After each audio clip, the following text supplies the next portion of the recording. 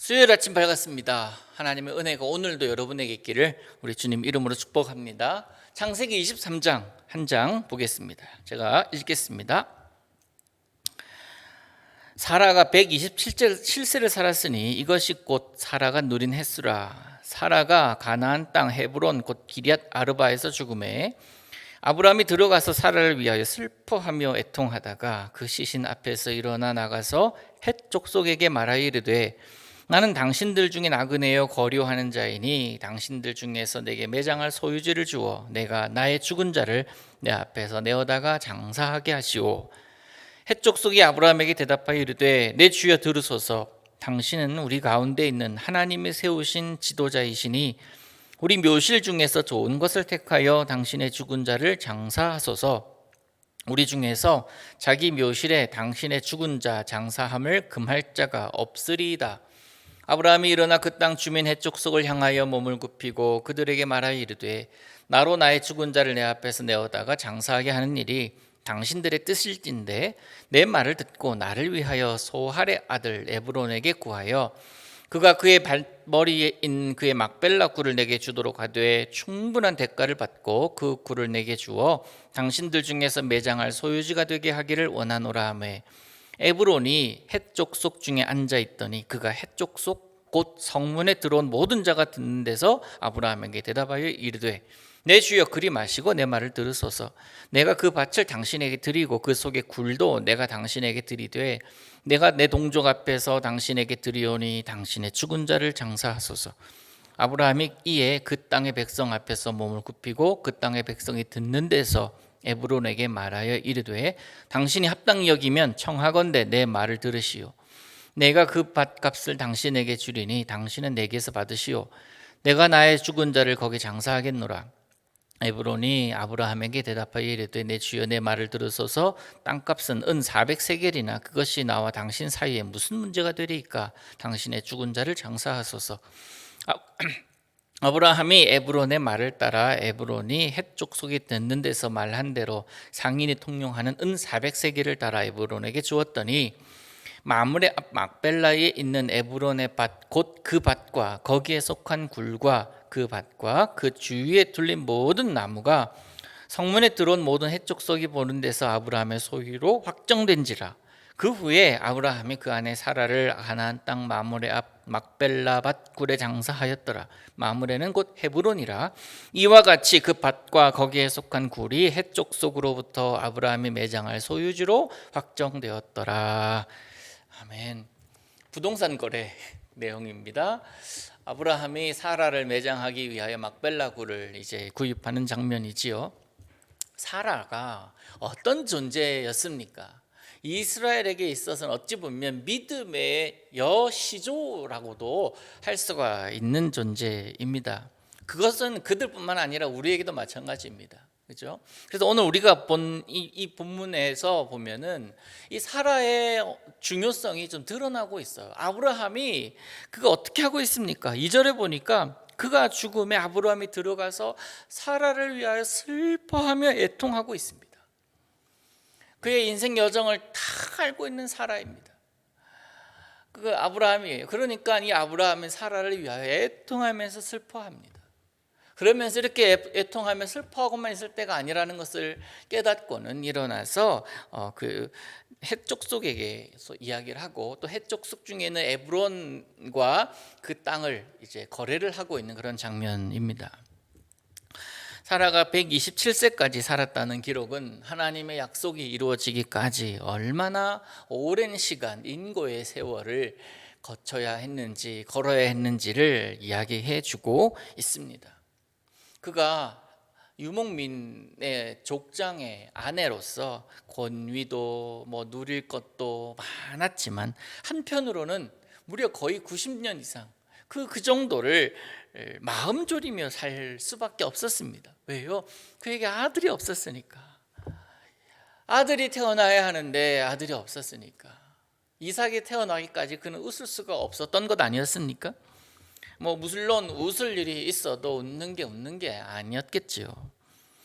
이삭이라는 자가 태어났습니다. 이삭의 뜻이 웃음 아닙니까? 그 웃음이 이삭이 태어났을 때 비로소 그 가문에 웃음이 시작이 되었고 자유로운 웃음. 이 사라뿐만 아니라 많은 사라의 종들도 아브라함의 종들도 비로소 크게 웃을 수 있지 않았을까 그런 생각을 하게 됩니다. 그런 사라가 죽었습니다. 사라의 죽음은 새로운 약속의 시대를 열어줍니다. 그 뒤를 누가 이어갑니까? 어제 잠깐 언급되었던 리브가가 이어가죠. 지극히 평범한 가정에서 태어난 리브가인데 그가 믿음의 조상의 계열에 들어오게 되죠. 사라가 죽은 곳은 가나안 땅 헤브론 곧 기랏 아르바입니다. 그 땅은 이미 우리가 본 땅입니다. 하나님께로부터 아들을 낳을 것이다. 소돔 땅에 들어가기 전에 천사들과 하나님의 사람들이 너 아들 낳을 것이다 라고 그런 말을 들었었던 그 땅이 바로 이 땅입니다. 약속을 받은 땅이에요. 아브라함 그 안에 사라가 죽자 그 땅에서 일어납니다. 그리고는 부동산 거래를 시작합니다. 왜? 자기는 이방인으로서 매장할 곳이 없기 때문에, 그 땅을 소유한 것이 없었기 때문에. 그래서 아내의 매장지를 사기 위해서 헷족속에게 공식적으로 요청을 하는데요, 아브라함의 평판이 당시 어땠는지를 6절을 보면 우리가 알 수가 있는, 제가 다시 한번 읽어볼게요. 내 주여 들으소서. 헷족속이 아브라함에게 이야기하는 겁니다. 내 주여 들으소서. 당신은 우리 가운데는 하나님이 세우신 지도자이니 우리 묘실 중에서 좋은 것을 택하여 당신의 죽은 자를 사라를 장사하라는 거예요. 우리 중에 묘실이 있는 사람들 가운데 그 묘실 빈 것 어느 것을 선택해도 안 됩니다 라고 할 사람은 없을 테니까 마음대로 사용하라는 거예요. 아브라함의 평판이 이렇습니다. 그리고 심지어 이 헷족 속의 사람이 하나님이 세우신 지도자라고까지 표현을 하고 있습니다. 그러면서 무상으로 주겠다고. 그렇지만 아브라함은 그것을 감사합니다라고 받지 않아요. 대가를 치르고자 하는데 이유가 있습니다. 물론 무상으로 받은 땅이라고 하면 괜찮잖아요. 좋잖아요. 그러면서 그 땅에 내 아내가 묻혀 있으니 그건 내 소유다라고 너희들이 봤잖아. 많은 증인들도 있었는데 그렇게 소유를 주장할 수가 있지만 이것은 불완전한 소유가 될 수 있습니다. 나중에 문제가 될 수 있어요. 그래서 아브라함은 영구적인 소유권을 위해서 대가를 치르고자 한 거예요. 아브라함이 정중히 다시 한번 구입 의사를 밝힙니다. 에브론은 마지못해 동의합니다. 에브론의 밭은 이제 아브라함이 은 400세겔을 에브론에 줌으로 그것이 아브라함의 밭이 됩니다. 그리고 그저 두 사람만의 거래가 아니라 그 주변에 많은 사람들이 있었지요. 많은 사람들이 이제 증인이 되어 준 거예요. 그래서 이제 그 땅은 아브라함의 소유가 된 것이고, 사라를 시작해서 아브라함, 또 시간이 흘러가면서 이삭 부부, 또 야곱, 그리고 레아가 차례로 그 막벨라 굴에 묻히게 됩니다. 그것을 우리 창세기를 쭉 읽어가면서 보게 될 것입니다.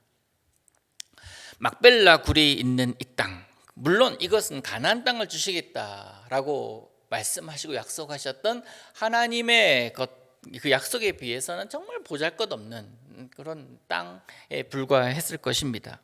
그런데 그의 가문 중에 이곳에 참 많은 사람들이 묻히는 것을 보면서 결국 그 막벨라 땅 헤브론 이 땅은 이스라엘의 영원한 고향이고 영원히 그 땅을 바라보게 하는 그런 곳이 됩니다.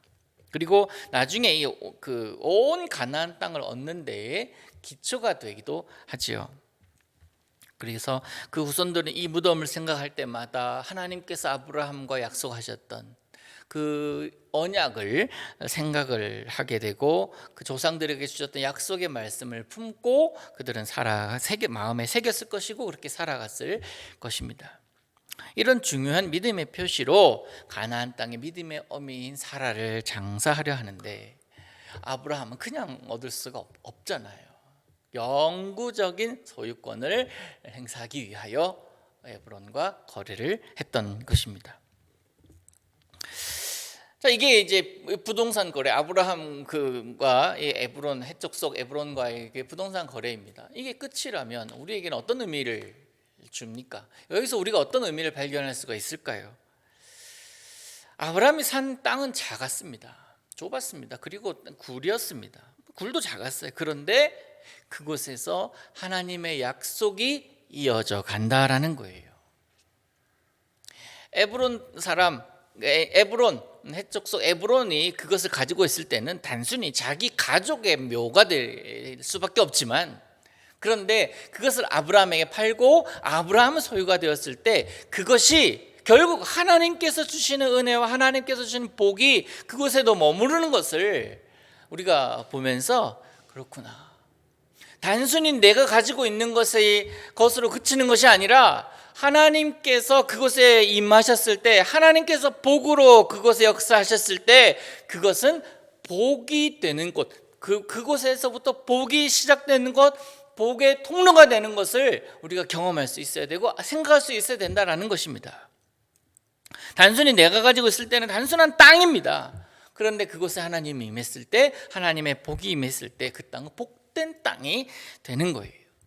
그래서 오늘 여러분 기도하실 때 이 기도를 하시길 바랍니다. 주님, 내가 가지고 있는 그것이 주님께서도 원하시는 것이 되기를 원하고, 주님께서 임하셔서 주님 원하는 대로 쓰임받기를 원합니다. 내가 가지고 있는 시간, 물질, 내가 가지고 있는 내 소유의 가정, 내 소유의 직장. 그래서 여러분의 회사를, 여러분의 기업이 그렇게 되기를 원하는 거예요.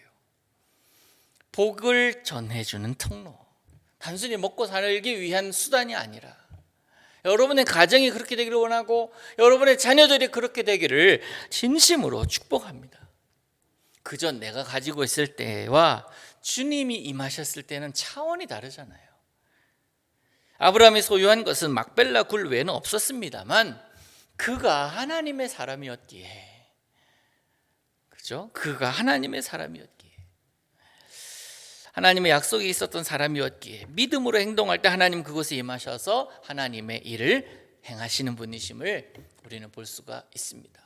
그래서요, 오늘 23장 이 말씀, 사라가 죽고 사라가 묻혀야 될 막벨라 굴을 아브라함이 사는 그 모습, 그러면서 그가 이제 그 막벨라 굴을 소유함으로써 그곳에 사라를 매장하고 또한 많은 믿음의 조상들이 매장되는 그런 그 땅을 소유함으로 그곳에 하나님의 사람이 있는 그 이유로 인하여 계속 은혜가 번져가고 복이 번져갔다. 하나님은 하나님의 사람에게 은혜를 베푸시니 내게 있는 것 주님께서 임하셔서 그것을 통하여 또 많은 복들이 흘러나가기를 원하는 마음으로 오늘을 사시기를 원합니다. 오늘 하루 여러분의 삶에 그런 하나님의 은혜와 복이 머무르고 그 은혜와 복이 머무른 것들이 점점점 여러분을 통해서 흘러가서 하나님의 사람임이 또 확증되는 그런 날 보내시기를 우리 예수님 이름으로 축복합니다. 하늘에 계신 우리 아버지여, 이름이 거룩히 여김을 받으시오며 나라의 임하옵시며 뜻이 하늘에서 이룬 것 같이 땅에서도 이루어지이다.